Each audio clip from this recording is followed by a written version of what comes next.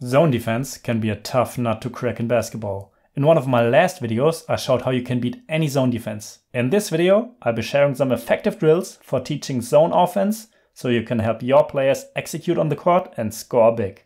Let's get into it.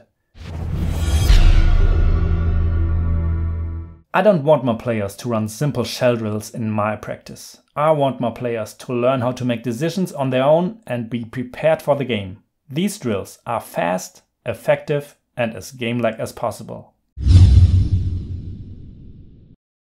If your team can move the ball and players quickly, it's easy to catch a zone defense off guard. It's all about teaching your players how to act off the catch and take advantage of the defense's late reaction.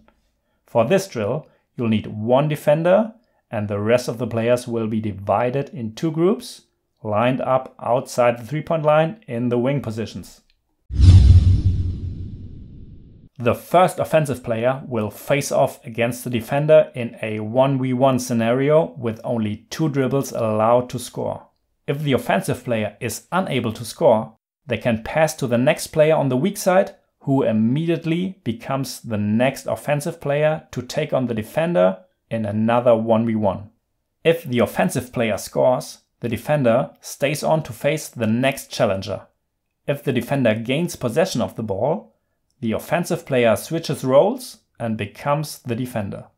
The former defender then joins the back of the line. The first player to score 10 times will be the winner.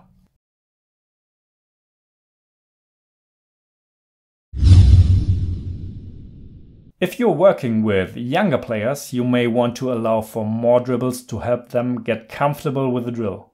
However, the primary goal of this exercise remains the same: to attack the basket right away after receiving the pass, and, when a scoring opportunity isn't available, to quickly kick the basketball out.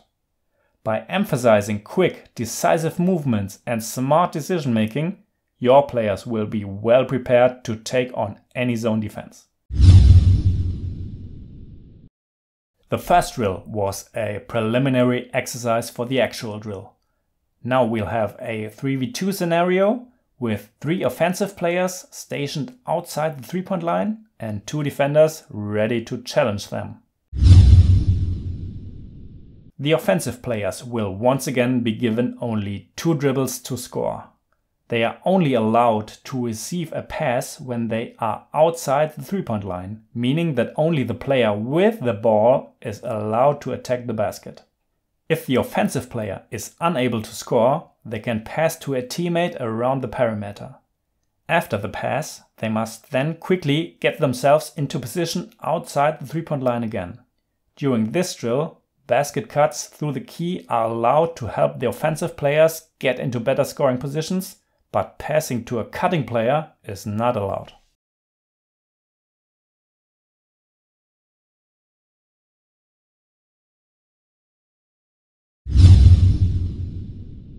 One crucial element of this drill is accurate passing. It's the foundation for quick action upon catching the ball. As your players progress through the drill, they'll quickly discover that the faster they act upon catching the ball, whether it's by penetrating or passing to another teammate, the easier it will be for them to score. In addition to owning offensive skills, this drill is also an excellent opportunity to teach help side defense and reinforce the importance of communication on the court. When facing a 2-3 or a 3-2 zone defense, the high post can be a vulnerable area for the offense to exploit. One effective way to teach high post play against a zone defense is to build upon the previous drill by adding an additional player to the mix. Of course, we'll also need an additional defender to make things interesting. In this next drill, the post player is allowed to receive a pass around the high post area and make a move, with all other rules remaining the same. No more than 2 dribbles, and the outside players can only receive a pass outside the three-point line. Once your team is comfortable with the rules, it's amazing how fast your players will execute the drill. Offensive rebounding is permitted, adding another dimension to the drill. For an added challenge, you can also disallow the post player from dribbling, forcing them to catch and shoot or pass to an outside player. On-ball screens can also be introduced to add another key element to beating a zone defense. For the outside players, relocating and creating space is a critical part of this drill, particularly when the post player has the basketball. The goal is to stretch the defense and create an overload, maximizing the space between them and the defenders.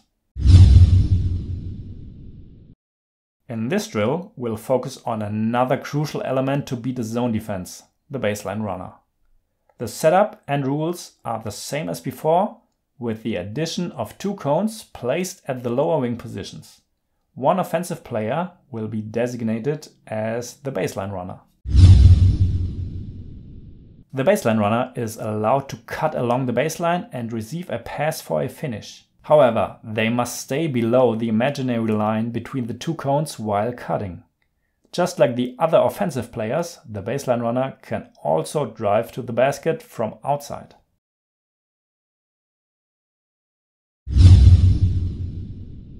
Timing is the key for the baseline runner, particularly when the post player has the ball. A backdoor cut along the baseline can be an effective tool.